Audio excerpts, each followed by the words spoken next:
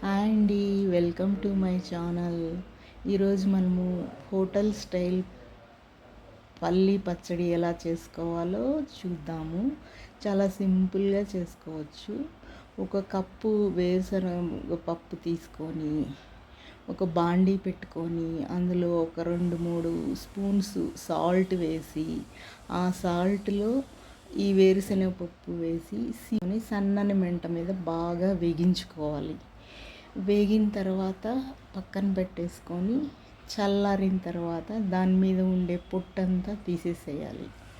తర్వాత ఒక mixie bowl తీసుకొని ఆ మిక్సీ బౌల్లో మనం కారం ఎంత తింటామో దానికి తగ్గట్టు ఎండుమిర్చి అయినా వేసుకోవచ్చు, పచ్చిమిర్చి అయినా వేసుకోవచ్చు. నేనైతే ఒక 5 ఎండుమిర్చిని వేసాను. దాంట్లోనే పచ్చి కొబ్బరి వేసామనుకోండి తొందరగా, ఇప్పుడు సమ్మర్ కదా పులిసిపోతుంది, అందుకని ఎండు కొబ్బరి కొంచెం వేసుకున్నాను.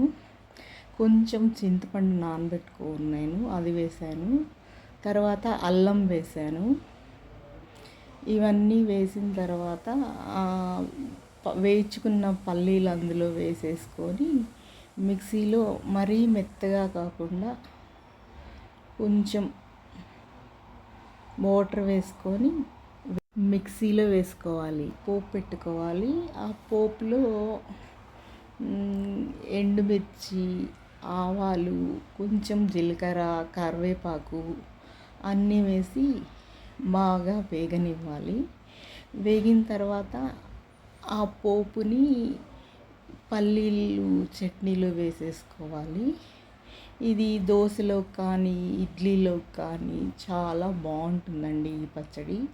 ఒక్కసారి మీరు కూడా ట్రై చేసి చూడండి. ప్లీజ్ సబ్స్క్రైబ్ మై ఛానల్ అండి.